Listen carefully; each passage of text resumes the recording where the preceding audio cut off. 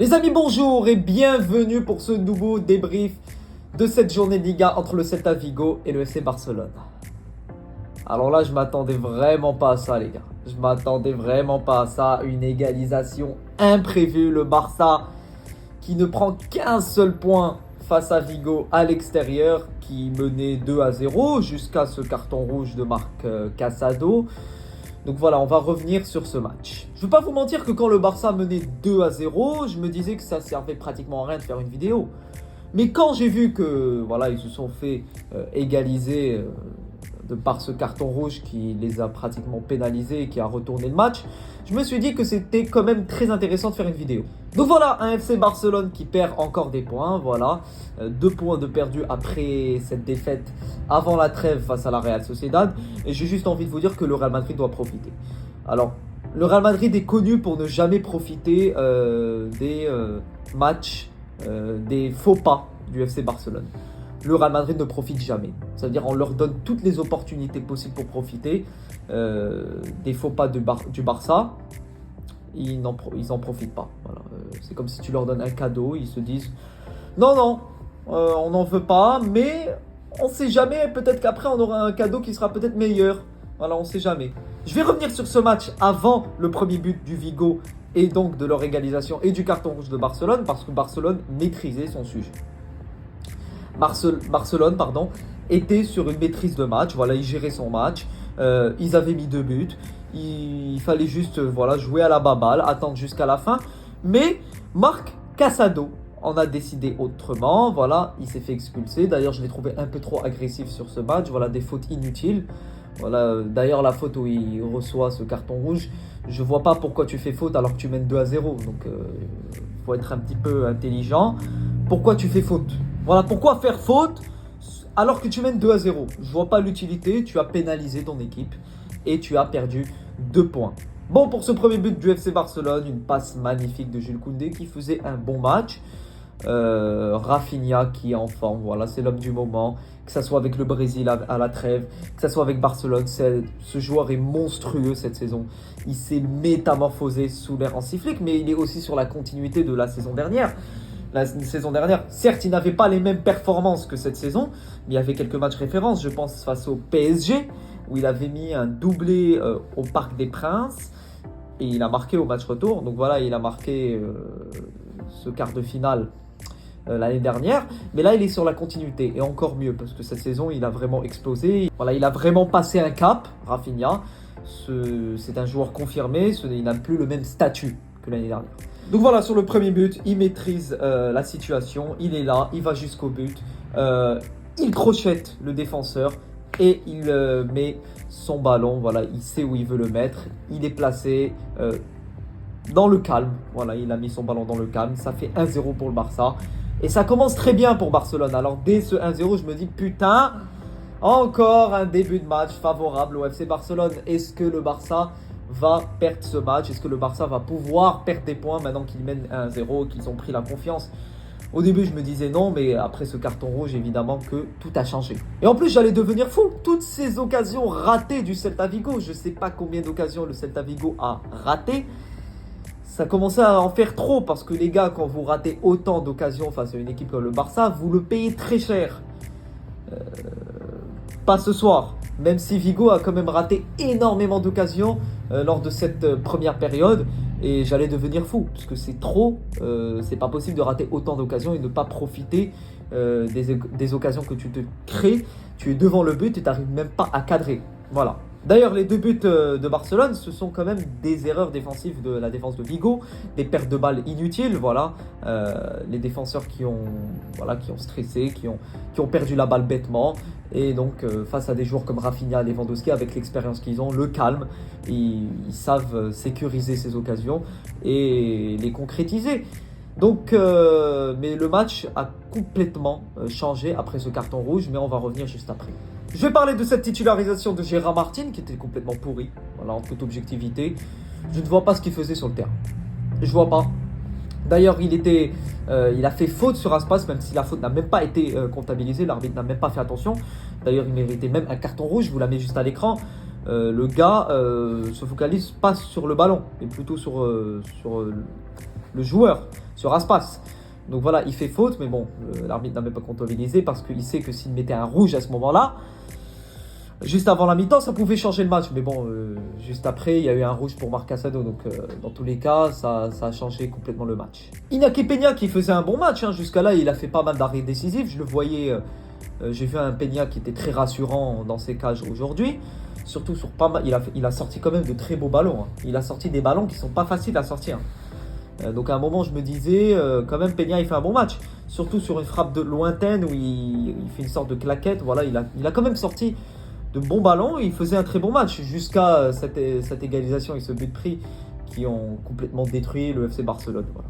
Et maintenant, revenons sur ce carton rouge de Marc Casado, de Marc Sacado, j'ai envie de dire. Le mec qui a complètement détruit le match de son équipe. Et on l'a vu ce soir. Tu prends un rouge, tu joues à 10, tu te fais pénaliser derrière en te faisant égaliser. Alors que Vigo n'était pas là dans ce match. Ils étaient complètement à l'ouest. Ils n'étaient pas dans leur match. Ce but d'ailleurs sur une erreur de Jules Koundé. Voilà, il essaye de faire la passe à Peña. Mais bon, il n'arrive pas à faire cette passe. Donc le joueur de Vigo, il presse, il marque. Donc voilà, Marc Casado qui fait une erreur qui est complètement inutile. Tu mènes 2-0. Pourquoi aller faire faute? Vraiment, dis-moi. Pourquoi aller faire faute alors que tu mènes 2-0? Mais bon, ça c'est son problème. Le Barça s'est fait pénaliser juste derrière. Et c'est là où j'ai envie de vous dire que oui, le FC Barcelone est capable de faire des faux pas. Mais est-ce que le Real Madrid est capable de profiter de ces faux pas? J'en suis pas certain. Demain, le Real Madrid jouera face à Leganés. Et ça m'étonnerait même pas que le Real Madrid fasse match nul et qu'il ne profite même pas sur ces cadeaux que donne Barcelone. Parce que oui, c'est des cadeaux et le Real Madrid n'en profite pas. Donc maintenant, j'ai envie de me dire, est-ce que Barcelone va continuer cette série de faux pas? Je ne pense pas. Mais les deux matchs qu'on a pu voir, donc face à la Real Sociedad et aujourd'hui face à Vigo, nous montrent comme quoi Barcelone, oui, peut faire des faux pas. Il y a un moment où, dans la saison de Barcelone, où ça sera un petit creux, où le Barça ne sera pas sur une bonne régularité, où ils vont un petit peu chuter en forme physique, en termes de régularité, de par la Ligue des Champions, de par la Coupe du Roi, la Super Coupe d'Espagne qui vont arriver très prochainement, qui vont faire que la régularité va un petit peu baisser, puisque tu ne peux pas tenir une telle régularité, une telle cadence pendant toute une saison. Ce n'est pas possible. Avec un effectif qui est d'ailleurs réduit. Gavi qui faisait son retour aujourd'hui, je n'ai pas vu un Gavi extraordinaire. En toute honnêteté, il n'était pas extraordinaire. Donc voilà, mais bon, c'est normal, tu reviens d'une très longue blessure comme les ligaments croisés, c'est très difficile de revenir au très haut niveau. Il lui faudra beaucoup de temps pour revenir Gavi. Donc voilà, match nul du FC Barcelone face au Celta Vigo, qui s'est en toute honnêteté complètement planté après ce carton rouge. Alors qu'ils étaient tranquilles et ils menaient 2-0, ils avaient juste à attendre, à jouer tranquillement et ils seraient repartis avec la victoire 2-0. Mais bon, il a fallu qu'ils prennent ce carton rouge et qu'il y ait une égalisation. Donc voilà, ils perdent des points qui peuvent être très précieux au cours de cette saison.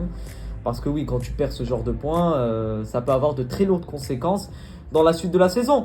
Je voyais des gens qui me disaient, comme quoi après la défaite face à la Real Sociedad, qui disaient non, tranquille, arrêtez. Vous croyez vraiment que le Barça va lâcher cette Liga? Arrêtez de dire. Ah les gars, on l'a vu aujourd'hui. Cette défaite face à la Real Sociedad, ce match face à Vigo, donc ils sont sur une mauvaise régularité. Donc ils ont un petit peu chuté en termes de régularité. D'ailleurs, ils ne peuvent pas, comme j'ai pu le dire, ils ne peuvent pas tenir cette régularité toute l'année. Mais à part ça, en termes d'individualité, c'est Rafinha et Lewandowski qui sont des joueurs extraordinaires. Lewandowski qui est déjà à 15 buts. Et je pense qu'il sera sûrement Pichichi cette année. Ça serait très compliqué pour des joueurs comme Mbappé, voire Vinicius, de revenir dans la course. À part si Vinicius enchaîne des triplés, ça ne m'étonnerait même pas. Mais le Pichichi actuellement se dessine plutôt vers un Robert Lewandowski, qui fait un début de saison extraordinaire sur Hansi Flick, voilà, qui était son ancien entraîneur avec le Bayern Munich, qui s'est totalement métamorphosé malgré ses 36 ans. Voilà, c'est vraiment une machine. C'est une machine. Le mec, de par son expérience, sait comment se placer, sait comment se positionner, a l'expérience suffisante pour être calme devant les cages, pour savoir gérer ses situations. Et on l'a pu le voir aujourd'hui.